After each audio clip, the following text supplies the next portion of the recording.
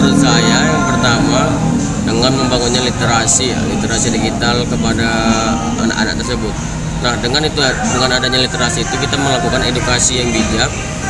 Guru juga harus mengajarkan kepada siswa tentang etika dalam berdigital, keamanan dalam berdigital, dan juga privasi. Karena banyak sekarang siswa ini yang tidak tahu tentang privasi, baik dari komentar-komentarnya, video-videonya.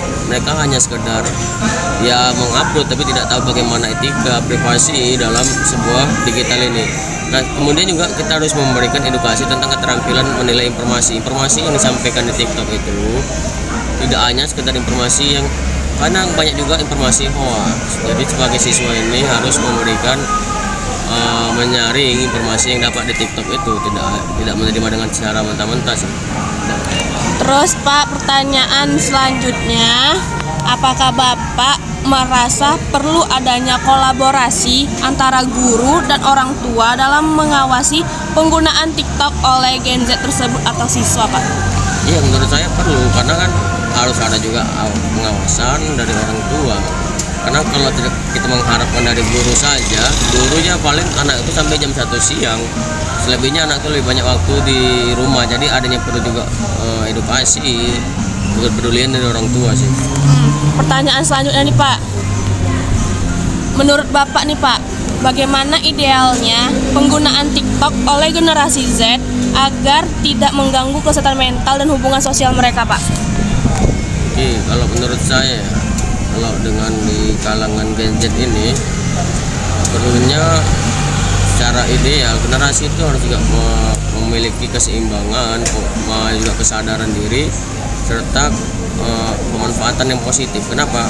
Keseimbangan itu menurut saya dia harus seimbang, baik dalam TikTok ini untuk mengganggu, karena banyak pengguna TikTok ini dengan secara yang saya tahu terganggu lah kesehatan mentalnya. Kenapa? Banyak video-video yang mereka mengulang, mengikutinya, tetapi mereka tidak tahu bahwasan itu mengganggu kesehatan mentalnya juga. Itu sih. Baik Pak, telah selesai wawancara dari saya. Terima kasih banyak Pak. Assalamualaikum warahmatullahi wabarakatuh. Waalaikumsalam. Alhamdulillah. Yeay.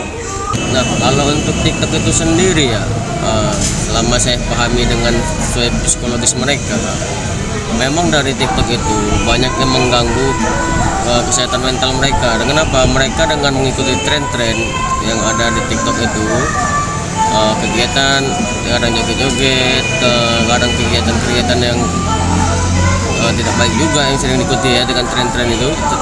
Banyak terjadi seperti mereka terkadang di kelas itu melakukan gerakan-gerakan sendiri. Baru mereka juga sering ketika lagi belajar mereka ngikutin misalnya seperti tren-tren velocity itu atau tren yang lain ya. Tapi mereka bukan hanya belajar, tapi sedikit mereka sambil belajar. Tapi yang di pikiran mereka itu tentang kegiatan motorik mereka itu yang ada di TikTok, baik tren-tren joget, velocity dan lain sebagainya. Sebenarnya ada dampak baiknya juga untuk mengembang kreativitas, tapi yang untuk kesehatan mental mereka itu terganggu dengan adanya itu. Kenapa? Ketika mereka belajar mereka tidak fokus, mereka yang ada di ingatan mereka itu tentang tren-tren yang ada di TikTok tersebut. Pertanyaan selanjutnya Pak, apakah Bapak pernah menangani kasus Gen Z yang mengalami gangguan mental atau tekanan emosi yang diduga terkait dengan media sosial khususnya TikTok Pak? Kalau untuk tekanan mental tadi ya, kalau sebenarnya bukan hanya tekanan mental ini bukan hanya di TikTok aja. Banyak sekarang terjadi kesalahgunaan di sosial media ini, baik dari WA, Facebook, Instagram dan lainnya. Nah, tekanan mental ini membuat mereka yang itulah terjadi kadang kesalahgunaan mereka tadi yang membuat mereka menjadi tidak bisa mengontrol emosi mereka. Nah, sedangkan saya kembalikan lagi untuk di TikTok. TikTok ini kan kita ketahui bahwasannya banyak juga yang menghasilkan cuan-cuan atau uang dari TikTok ini. Nah, dari itu sebenarnya kalau memang kita ngambil dampak positifnya untuk TikTok ini sebenarnya bagus. Tetapi untuk di kalangan anak sekolah mereka tidak bisa menyaring bagaimana penggunaan TikTok ini. Banyak juga yang salah gunakan dengan contohnya nih tentang kesehatan mental ya, dari mereka melihat yang tidak bagus. Contohnya banyak sekarang tren yang memang video yang di bawah umur yang sering mereka lihat untuk yang bukan kalangan mereka di sekolah itulah membuat mental mereka, psikologis mereka terganggu. Kenapa? Ketika mereka mengingat itu, maka mereka ingin melihat itu lagi. Itulah yang sering terjadi di sekolah. Itu sih. Terus Pak, pertanyaan selanjutnya, bagaimana pengaruh TikTok terhadap hubungan sosial Gen Z di sekolah, seperti cara mereka berinteraksi atau bersosialisasi, Pak? Kalau pengaruh Gen Z ini dari TikTok ini, kalau untuk bersosialisasi selama saya di sekolah ya, itu saya pahami untuk sosialisasi mereka berkurang. Kenapa? Dengan adanya HP, dengan adanya TikTok, mereka ya untuk bersosialisasi mereka itu tidak mau, lebih banyak diam. Bahkan di sekolah tertentu yang memang saya pahami itu mereka ya kadang ketika istirahat ataupun pulang sekolah mereka lebih baik membuat video-video TikTok daripada mereka bersosialisasi baik dengan guru dan temannya. Nah itulah yang membuat interaksi mereka terhadap kawan-kawannya dan temannya sebayanya menjadi berkurang. Mereka lebih peduli dengan membuat video-video tren yang ada di TikTok. Jadi itulah dampaknya, sehingga untuk bersosialisasi mereka dengan teman-temannya itu berkurang.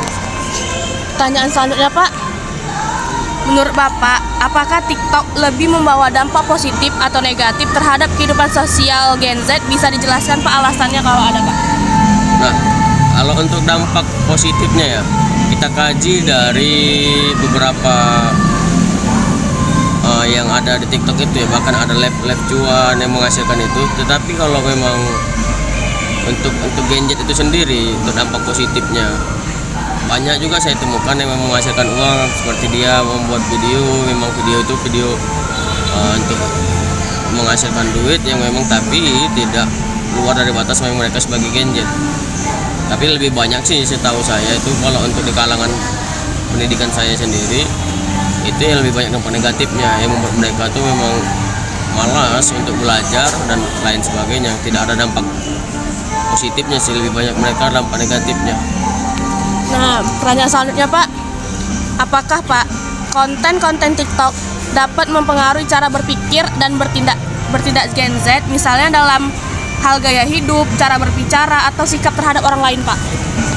Kalau untuk dampak TikTok ini ya, saya rasa kalau TikTok ini dari video-video yang mereka lihat itu ya tidak terlalu baik sih, karena tidak ada keuntungan juga untuk mereka hanya membuat video yang untuk kesenangan aja, yang memang tren-tren yang terjadi. Seharusnya kalau memang sebagai TikTok ini, membuat aplikasi ini memang disaring memang untuk video, memang ada memang khusus untuk kalangan anak di bawah umur, ada untuk pelajar. Jadi mereka tuh tidak sembarangan melihat video-video. Lebih bagus kita video-video itu tentang edukasi ataupun yang lainnya. Kadang di video TikTok ini saya pahami ada video joget-joget yang tidak masuk di akal, sehingga anak-anak itu, anak di bawah umur ini daya tangkapnya itu apa yang mereka lihat itu yang sering mereka praktekkan. Begitu ya, Pak. Terus Pak, pertanyaan selanjutnya, bagaimana Bapak menyikapi Gen Z yang lebih banyak menghabiskan waktu di media sosial daripada bersosialisasi secara langsung, Pak? Kalau ini Kak, Pak, bagaimana Bapak menyikapi Gen Z yang lebih banyak menghabiskan waktu di media sosial daripada bersosialisasi secara langsung? Nah, itu kalau di sekolah itu, kalau saya cara mengatasi dampaknya itu untuk kalangan sosial media, makanya kami di sekolah jarang itu memerintahkan anak itu membawa handphone. Kenapa? Kalau sudah handphone, rata-rata ketika saya dapatkan, ketika saya ngerajia di sekolah, memang rata-rata mereka membuka TikTok. Nah, dampaknya itu sangat berpengaruh. Untuk sosialisasi mereka tidak peduli dengan lingkungan temannya. Untuk belajar mereka tidak terlalu peduli. Kenapa? Mereka ketika belajar pun yang ada di pikiran mereka ya memang tentang TikTok semua. Bahkan pun mereka ya berteman pun seperti itu. Jadi dampaknya itu berpengaruh baik psikis mereka, dampak sosialisasi mereka, dampak berteman mereka itu berpengaruh. Makanya untuk selebihnya sih saya harapkan untuk kepada orang tua untuk lebih memperhatikan itulah untuk kepada anak. Baik Pak, pertanyaan selanjutnya Pak, apa saran Bapak untuk Gen Z dapat apa saran Bapak untuk mengurangi dampak negatif penggunaan TikTok terhadap kesehatan mental Gen Z, Pak? Nah, untuk saran saya sih, yang pertama itu seorang orang tua lah terlebih dahulu. Kenapa? Orang tua lebih memperhatikan baik sosial media anak itu, baik handphonenya. Kenapa? Kalau pertama itu madrasah pertama itu orang tua. Jadi hasil peduli orang tua, didikan orang tua itu kita tahu bagaimana kegiatan anak-anak itu di rumah baik di sekolah. Yang kedua itu ya guru juga. Kami juga sebagai guru di sini sudah memperhatikan itu. Cuman kadang kan tidak sepenuhnya. Karena selebihnya anak itu lebih banyak waktu di rumah.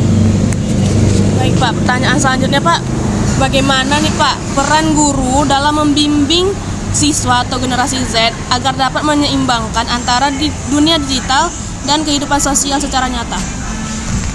Nah, kalau menurut saya sebagai guru nih ya, menurut pandangan saya sebagai guru, sebenarnya dalam dunia nyata ini baik di kalangan lingkungannya itu Ini, Pak, bagaimana peran Bagaimana peran guru dalam membimbing siswa atau Gen Z agar dapat menyeimbangkan antara dunia digital dan kehidupan sosial secara nyata? Pikir dulu, itu agak sensitif itu soalnya buat nama guru kan.